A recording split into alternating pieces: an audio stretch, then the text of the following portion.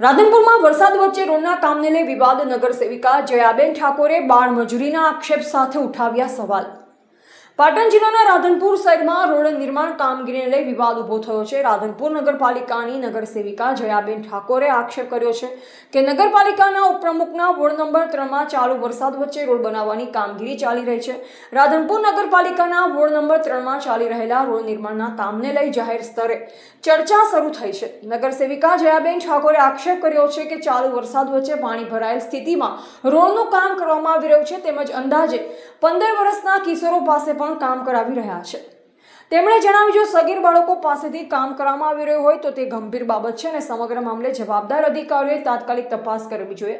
સાથે જ વરસાદી માહોલમાં રોડનું કામ કરવાની યોગ્યતા અને કામની ગુણવત્તા અંગે પણ તેમણે સવાલો ઉઠાવ્યા છે. જયાબેન ઠાકોરે જણાવ્યું, આ પ્રકારની કામગીરીથી વિકાસના કામોની ગુણવત્તા પર પણ પ્રશ્નો ઊભા થાય છે. પાલિકા દ્વારા નિયમનું પાલન થાય અને યોગ્ય દેખરેખ રાખવામાં આવે તે જરૂરી છે.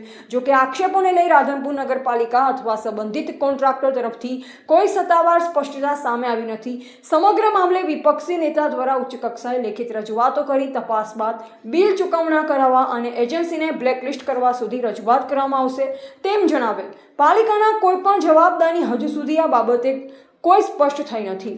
ધ ગુજરાત લાઈવ ન્યૂઝ સાથે ગોવાભાઈ આહિર, પાટણ.